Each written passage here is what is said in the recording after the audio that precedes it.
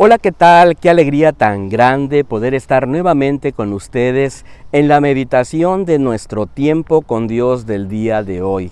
Soy el pastor Fernando, pastor de la Primera Iglesia Bautista de la ciudad de Ducor, California, y para nosotros es una gran alegría, un enorme privilegio poder acompañarles en su lectura devocional del día de hoy. Gracias por suscribirse a nuestro canal, muchas gracias por compartir este devocional con otras personas. El día de hoy nos encontramos meditando en Proverbios capítulo número 19, partiendo del versículo número 1 hasta el versículo número 17. Le hemos titulado a esta meditación de la siguiente manera: Desafíos en la familia, desafíos en la familia.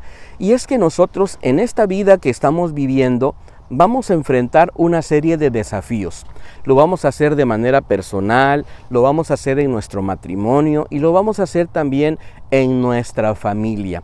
Estos desafíos son muy interesantes y muy importantes, y las decisiones que nosotros tomemos cuando enfrentamos estos desafíos son cruciales, son muy pero muy importantes, porque cuando nosotros tomamos decisiones sabias somos bendecidos, pero cuando tomamos decisiones equivocadas, entonces sufrimos consecuencias muy terribles y muy desastrosas. Bueno, por lo menos hay 3 enseñanzas que queremos compartir con usted con mucho cariño y con mucho respeto. La primera de ellas es la siguiente: vamos a enfrentar el desafío número 1 de tomar decisiones con sabiduría.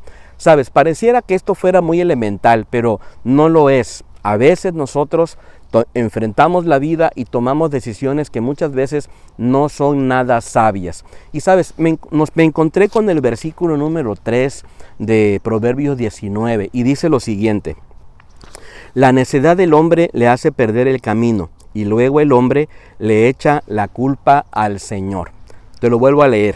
La necedad del hombre le hace perder el camino, y luego el hombre le echa la culpa al Señor. El hombre en su necedad toma una decisión equivocada, una decisión que no tiene nada de sabia. Y una vez que recibe las consecuencias de ese error, lo primero que hacemos es que le echamos la culpa a Dios. Lo señalamos, nos enemistamos con Él, buscamos un culpable y sencillamente vamos por la vida completamente amargándonos, pensando que Dios de alguna manera tiene algo contra nosotros. ¿Sabes? Nada tan equivocado. Ahora, ¿por qué las personas tomamos decisiones equivocadas? ¿Qué es lo que nos orilla a tomar estas decisiones de las cuales luego nos podemos arrepentir? Decisiones quizás, por ejemplo, cambiamos de trabajo y no era lo más adecuado, nos cambiamos de una ciudad a otra y tampoco era lo más adecuado, nos molestamos en la iglesia donde estamos congregándonos por alguna situación y decidimos que queremos cambiar de rumbos y nos vamos de la iglesia y cambiamos de verdad de horizontes, y al final nos va mal donde nos fuimos, nos va mal en el trabajo, nos va mal en la nueva iglesia, nos va mal en muchas circunstancias, y entonces, ¿sabes qué?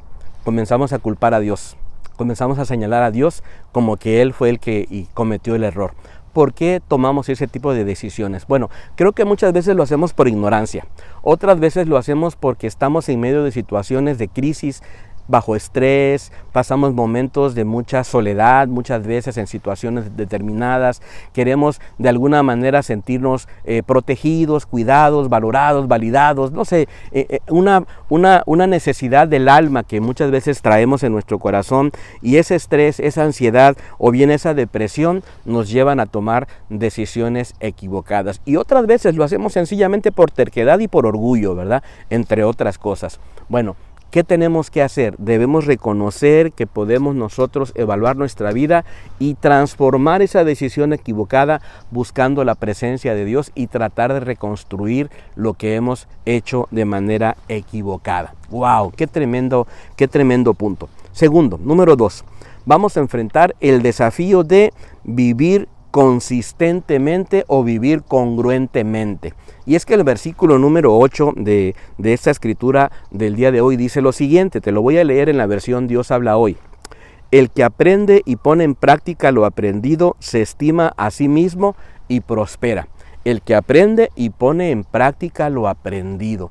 Necesitamos tomar esta sabiduría en la vida. ¿Sabes para qué? Para que cuando enfrentemos estos desafíos podamos ser congruentes, porque si hemos aprendido algo y no lo ponemos en práctica, pues de nada nos sirve. Vamos a aprender las lecciones de la vida, vamos a aprender los principios que Dios tiene en su palabra para nuestras vidas y vamos a ponerlo en práctica para poder avanzar. Por ejemplo, el versículo número 2 nos indica de que necesitamos meditar las cosas antes de hacerlas, reflexionar muy bien. Dice el versículo, no es bueno el afán sin reflexión, las muchas prisas provocan errores. A veces tomamos decisiones precipitadamente, sin reflexionar en qué nos vamos a meter. Y sabes, necesitamos ser congruentes en esto. Muchas veces también lo que hacemos es que dejamos de ser genuinos y damos lugar a la mentira. Muchas mentiras que incluso nos creemos nosotros mismos. Dice el versículo número 5, el testigo falso no quedará sin castigo y el que dice mentiras no escapará. Sabes, vamos a ser congruentes siendo leales, siendo honestos, siendo transparentes. Y esta parte de la lealtad me gustó mucho porque también en el versículo número 7 se nos habla de ello. Dice el versículo número 7, si todos los hermanos del pobre lo aborrecen, cuánto más sus amigos se alejarán de él, buscará una palabra y no la hallará. ¿Sabes? El pobre, el necesitado, se refugia en sus familiares. Cuando sus familiares no lo ayudan, sus amigos tampoco lo van a ayudar. ¿Sabes? Tenemos que ser leales en nuestro matrimonio, en nuestra familia y con las personas cercanas a nosotros. Bueno, hay una tercera y última enseñanza que queremos compartir con ustedes con mucho respeto. Vamos a enfrentar el desafío de número 3, vivir con una actitud correcta. Creo que la actitud es fundamental en la vida. Necesitamos tomar actitudes correctas en la vida. El versículo número 12 me encantó porque dice lo siguiente, dice, la ira del rey es como el rugido del león, pero su buena voluntad es como rocío sobre la hierba. Me habla de una actitud. El rey cuando se enoja puede sonar como un león, ¿verdad? Ese rugido fuerte, pero también puede tener la actitud de ser como una especie de rocío sobre la hierba. ¿De qué me habla este proverbio? De que nosotros podemos, al final de cuentas, tener este dominio propio para entonces crear una atmósfera a nuestro alrededor de mucha bendición y entonces podemos enfrentar la vida tomando este desafío de la buena actitud, de ir hacia adelante. Ahora, ¿cómo lo hacemos? Bueno, número 1, perdonando las ofensas, porque el versículo número 11 dice, la prudencia consiste en refrenar el enojo y la honra en pasar por alto la ofensa. Cuando nos ofenden, pasarlo por alto, perdonar. También esforzándonos en estas situaciones de la vida, sobre todo en estas situaciones matrimoniales, en estas situaciones de familia, con los hijos, con el esposo, con la esposa. Por ejemplo, dice el versículo número 13, un hijo necio hace sufrir a su padre, hablando de los hijos que son necios, ¿verdad? Y no tienen la sabiduría y hacen sufrir muy tristemente a los padres. Si tú eres un hijo y estás haciendo sufrir a tu papá, te invito a que cambies tu actitud, que aprendas a dominarte y aprendas entonces a vivir conforme a la palabra del Señor para ser transformado. Pero el versículo sigue diciendo, como gotera constante es la mujer pendenciera. Y aquí nos habla de una situación, una casa donde se está viviendo, pero hay una gotera. Y está el agua cayendo de manera constante. Y dice, así sería una mujer pendenciera. Pero el problema no está solamente en la mujer, porque podríamos entonces ahorita acusar a las mujeres de que siempre son pendencieras, peleoneras, que nunca son felices. El problema es ir a la raíz y al fondo.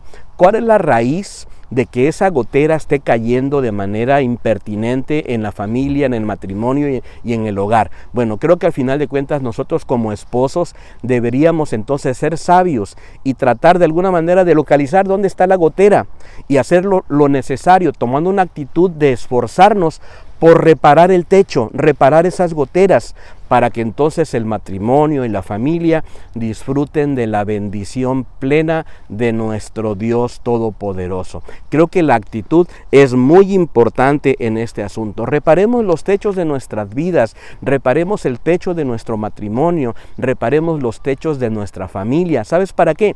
para que podamos avanzar contentos y felices y enfrentar cada uno de estos desafíos en la familia. 3 enseñanzas entonces que aprendimos el día de hoy. Número 1, debemos tomar decisiones con sabiduría. Número 2, debemos vivir de manera consistente, ser congruentes en nuestra vida. Y número 3, deberemos vivir con una actitud correcta para enfrentar estos tremendos desafíos que nos va a tocar enfrentar.